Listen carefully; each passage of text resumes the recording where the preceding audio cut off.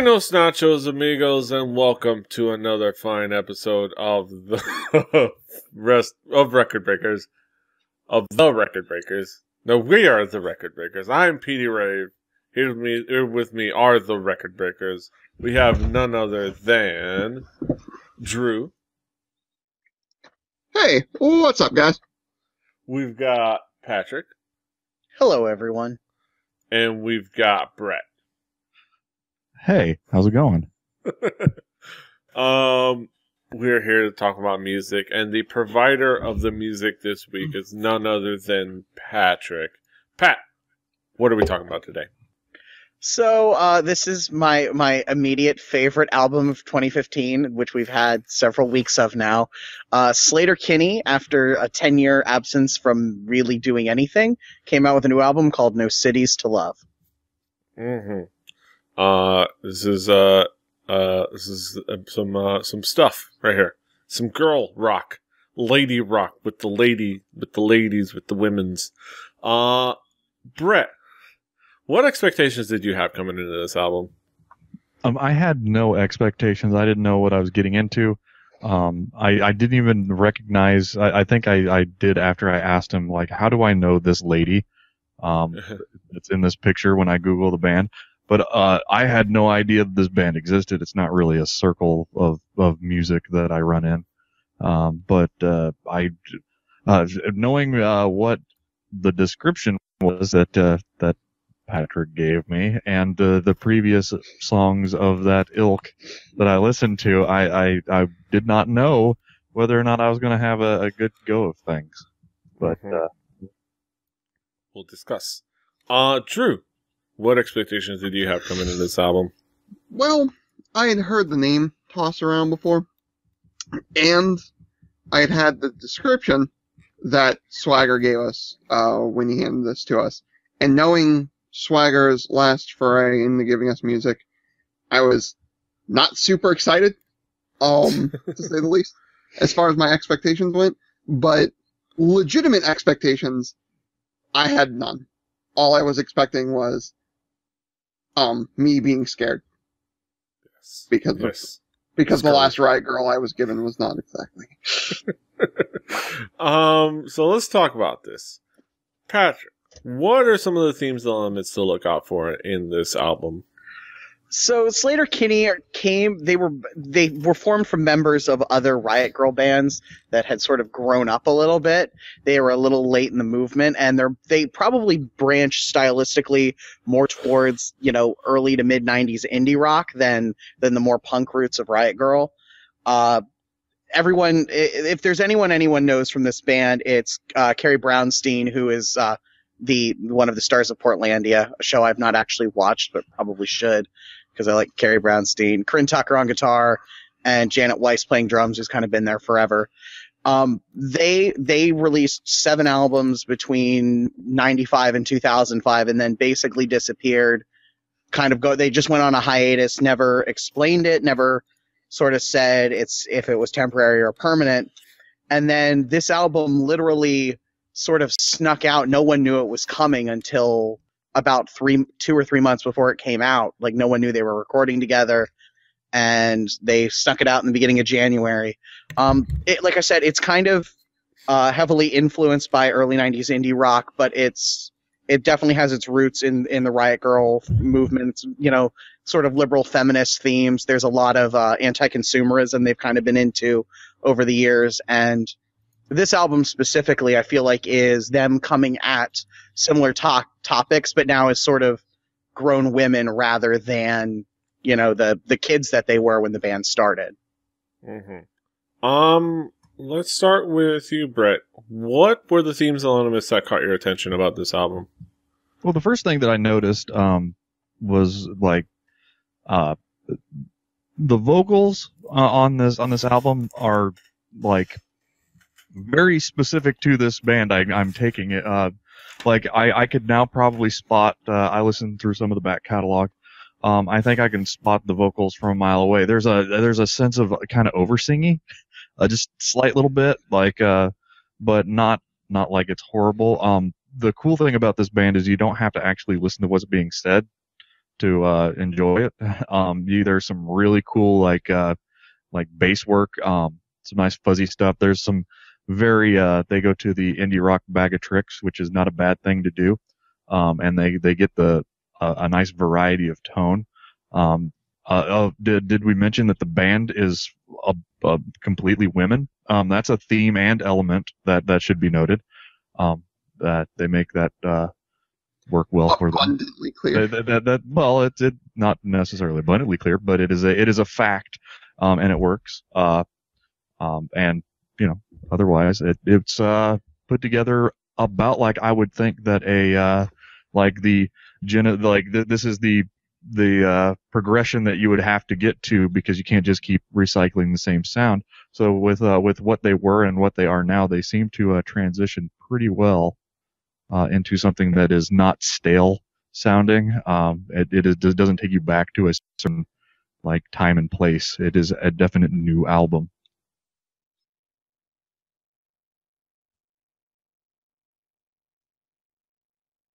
And Pedro's muted.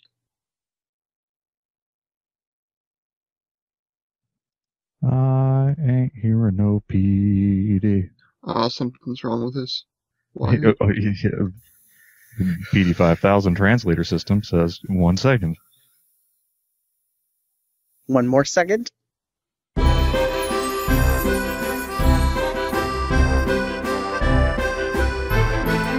So we were coming off of Brett, and now presumably we're going to go to Drew. So if you throw it to Drew, you probably can edit back. Yeah, you could probably edit back to the point where I said they're all women, because that was about the point when I was waiting for Petey to do his elbow in. All right, so we're coming back in. Drew, do you want to do like 10 seconds of silence so it's easy to find, and then throw it to Drew? I can find it. We're working with a pro here. Semi-pro. That one. Oh god, that movie was terrible. Next on Movie Breakers. I'll be over here with my beans for a second. Carry on. Beans breakers. Or wind breakers. that comes way later. Where we review beans and things you wear when it's raining. Yes, exactly. All right, let's go. All right. Everybody shut up. All right. All right. So, Drew, what would be the themes and elements that caught your attention? Well, I'm gonna agree with Brett here. The vocals do stand out really, really well. And what I liked, between the like Tucker and the Brown scene, there was like the definite break, and it was cool to hear them mesh when they did and loop into each other, and that was really, really cool. As I said before, I was kind of worried because this was labeled as the Riot Grrrl thing, and the only other Riot Grrrl labeled band that I've heard up until this point, because it's not a scene that I was into, was Tigre. I'm happy to say that this one was very much a departure from what I heard there, and very much probably the foot you should have led in with. The vocals are good, the guitars are nice, there's a good distortion and crassness to them, but it's not like they just half-assed it with a lo-fi sound. They knew what they were doing in the studio, and that really, really shined through. And it was something that was like, it wasn't just like it was good enough, right? They know that the lyrical content in the band itself is not exactly going to be on radio rotation in any sort of regular fashion, but they made it sound good enough to where any alternative station in the country, if I heard this pop on, it would not sound out of place at any given point. And that just goes to show the intelligence. The lyrical qualities, as Swagger said, they delve into a lot of deep topics, which I think is really, really cool. And I always like to hear bands with sort of purpose. And the thing about this one, compared to the other one, because I'm going to be doing a lot of that tonight, apparently, was that you actually, in my opinion, when you listen to the lyrics and you dove into it, you got the point, which I think was really, really cool. And the music played into the point well at points. And it was overall a really great record to go in on them with. It was really, really cool. Okay, I'm gonna bump in here for a second. Did you totally just come up with like the buddy cop Tucker and the Brownstein? Like Tucker and Brownstein. Tucker and Brownstein. That's what I was thinking the whole time. Tucker and the Brownstein on the beat. Hey, that's automatically Next season on Portlandia. Yeah, that's ridiculous. I didn't come up with them being buddy cops. The fact that they could be a buddy cop movie is just sort of serendipitous. Two girls that can rock out on guitar, buddy copping together. Exactly. Blue Bloods out on the street. Rush Hour 5, Tucker and the Brownstein, like, that's fine. Like, let's get that rolling. It would be rolling. a lot more witty than that. It would be written by what's his face from Portlandia, the guy Fred Armisen. Fred Armisen. It would be written by Fred Armisen and freaking insert your indie girl group here would be on the soundtrack. Sleater-Kinney. Yes, I didn't want to be that on the nose. I was going to say another. If you're gonna go for it, go for it. If we're going like all the way into Tucker and the Brownstein, it's got to be all Sleater-Kinney. I was almost going to say Peaches, but she's not relevant anymore. So well, you could put Corinne Tucker Band and Wild Flag and all their She stopped being relevant when Lady Gaga got big. And back to the podcast. And back to the podcast. Yes. Yes. We're looking forward to the Cadet Buddy Cop movie. But yeah, Patrick, what would be some of the key tracks for you coming up to this album? I won't do the record breakers thing. I'll pick a different one. I'm gonna take the album titled song, No Cities to Love. That to me felt like a Sleater-Kinney song if there ever was one.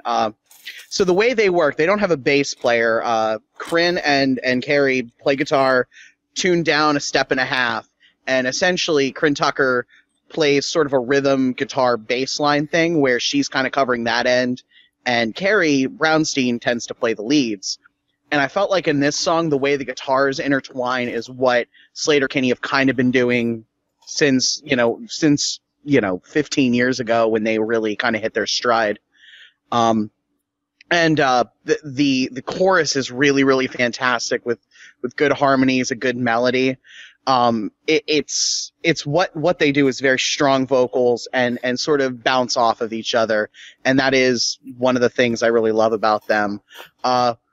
Another one, A New Wave, is sort of, it's very much the song of them at their current state, talking about how, we're not part of any movement. We're our own thing. Let's create our own thing. Let's do this for us rather than trying to be part of some bigger collective musical movement.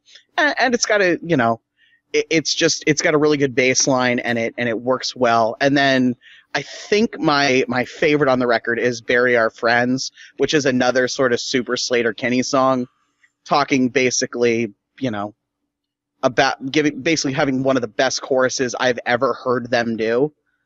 And this album, I think, was maybe, dare I say, poppier than some of their previous stuff, but it never lost the bite that makes them who they are, that makes them unique and original and not just a pretty face girl group. They're always more serious than that and more, they all come from punk bands and that I think shines through.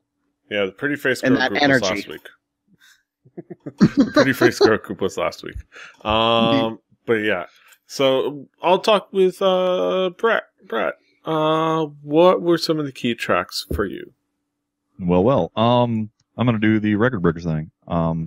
There's when the album starts off, it opens with this like really, really groovy, fuzzy, I guess it would be considered, it is the bass line. And it holds that bass line through majority of the first track. And Price Tag is a very specific kind of song that I really like. It really had like, it wasn't just it was a very layered. There's a lot going on there, and it doesn't just follow. It's not your verse, chorus, verse, and then you're done. It actually went some places and did some things, and then wrote a book about it.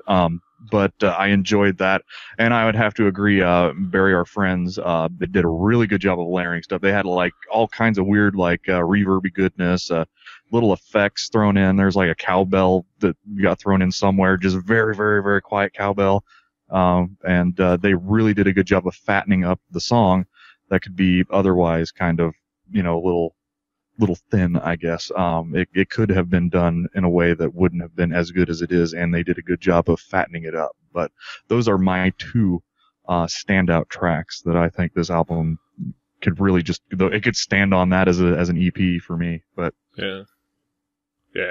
Drew, what would be some of the key tracks for you? I'm gonna go ahead and go with Price Tag as well as the first song I wanted to talk about. Because it's one of those songs that the music plays into the lyrics really well, I think, because it sort of it pushes the lyrics to the forefront, which is one of the stronger points of this band, because they're very much about the message and all that sort of stuff, and I really, really admire that sort of thing in any band.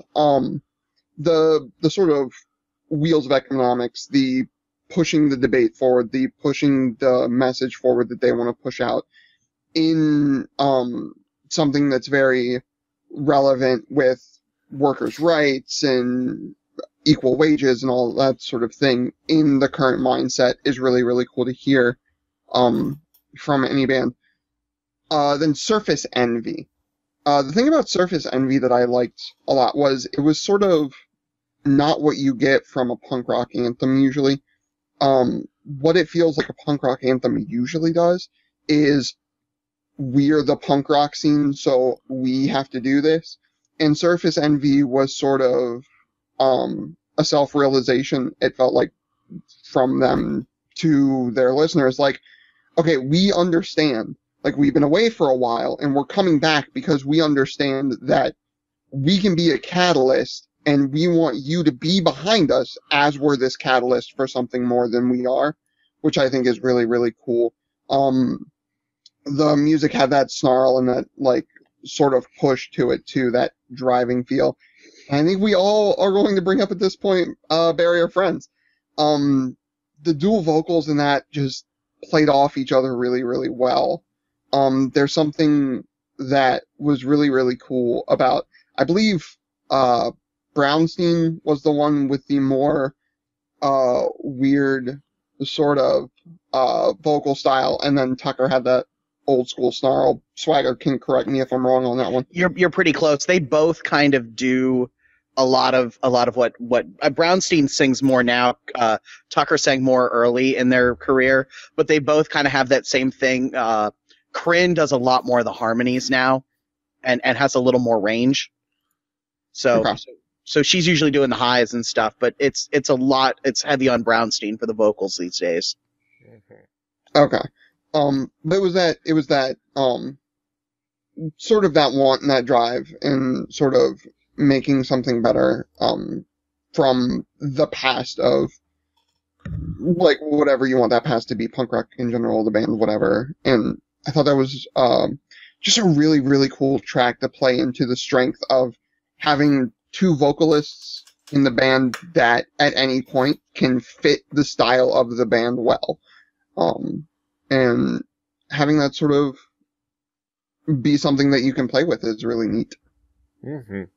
Yeah, let's go back around the horn and talk about our thoughts on the album overall. Brett, what would you say are your thoughts on the album overall? There's definitely something here to be liked. I'm still not super in love with it.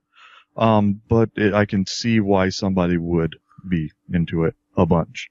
The vocals, they are sort of preachy, but not overly so. And like I said earlier, you can enjoy this without enjoying the lyrics. But there's plenty of music to enjoy here, and, give it a listen. There's no reason for you not to. It's a well-made album put together by people who know how to put together music. Go out there, do the thing, play Record Breakers the home game. Yes. Drew, what would be your thoughts about the album overall? Overall, I thought it was really, really strong. Swagger said it's a bit more poppy than their previous efforts. I might go back and listen to their previous albums, see what the difference is. Maybe I will like them more, maybe I will like them less than what I got here. But what I got here was really strong, that sort of indie rock, punk rock sort of feel to it, and with lyrics that you can agree with them, you cannot agree with them, but to me it should be about like understanding the artist, and I think that with this band you sort of get that. And it's really fun to hear that sort of thing, that sort of the punk rock, in my opinion, should have at least a bit of like snarl attitude to it, if they're going to have an opinion on something, and these girls had that in droves, big leaps and bounds. So I think it was cool. In droves, for sure. And Patrick, what would be your thoughts on the album overall? So these guys have been gone for 10 years. I mean, their last album was released end of 2005, and they haven't played together since like the beginning of 2006. And to come back with an album this good, that I've seen more than one person say this is their best, and I have a hard time disagreeing. I've been listening to this constantly since it came out. Like it is alarmingly good for a band that has essentially not been together for a decade. And I think we live in a world, like right at this moment musically, where there aren't a lot of girls in rock music. There's a lot of girls in pop music, as there always have been, but there's not a lot of girl musicians. And this is a band full of girls who can play. I mean, Janet Weiss is a spectacular drummer, full stop. Like, she rips, and she can do the punk thing, but she can also, do plenty of more complex beats underneath stuff, and really drives this band forward. And Carrie and Corinne can rip on a guitar. I mean, they have their own thing they do that I don't think anyone else does quite the way they do it, and they still sound awesome. I am really hoping they don't take another 10 years off. I could have another album like this every 2 years and be happy forever. Like, it's maybe their best work. And going back, I mean, they have a lot of stuff. I really love All Hands on the Bad One. Their last album, The Woods, is well liked. So if you like this, go back, because this is what Sleater-Kinney sounds like. Just, this is them kind of all grown up. All grown up, like the Rugrats, all grown up.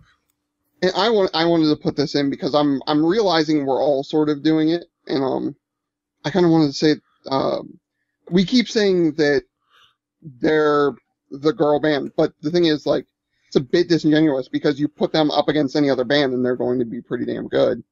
And we're not saying it from a place of, oh, they're girls who can do this and that's nifty. It's, no, like, there's something to be had here from that voice, that style in the art form of rock music. And it's a very different perspective. Right. So, they don't use the femaleness as a crutch. It just, they happen to be female. Yes. They happen to rock and kick butt a little bit. But yeah, those were our thoughts in general. Now we get to the main event of the evening. We get to our haiku reviews. And let's see who I start with. I'm gonna start with Drew. Drew, what is your haiku? Marked improvement over the last Swag album. Good regardless. I'll throw mine in here now. Riot Grrrl indie with maturity baked in and something to say. Brett, what is your haiku? More indie than punk with a heavy dose of pipes. Women who do rock. Mm-hmm. And of course, last but not least, we got Patrick. Patrick, what is your haiku? Triumphant return just when we needed them back. Their finest work. Mm-hmm. And that is it for another fantastic episode of Record Breakers. You can, of course, listen to this on our Spotify playlist or anywhere you can. If you want us to create a playlist somewhere else, let us know. We'll try to, provide you with something curated so you can play Record Breakers the home game on that playlist, and up next on the docket, is going to be the next album next week. And the provider of the next album is none other than Brett. Brett, what do you got for us next week? Well, we're going to take another trip back to 1994, and we're going to listen to Rubberneck, the album by Toadies. Mm-hmm. And that's going to be a really cool discussion. So look forward to that next week. Listen along so you can be prepared. But that's it for us. You can find us all over the internet. Patrick is at The Swagger. Brett is at HibbityBibbard, HIBBITYBIBBARD. Drew is at XDruciferX. I'm at PETEY. The show is at 4 Record Breakers. That's the number 4 Record Breakers, like the 4 Horsemen, or like 4 Minute.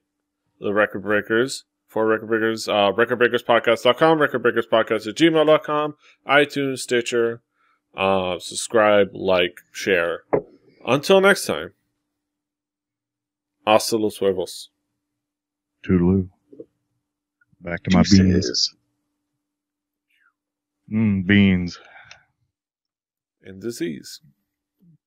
Beans.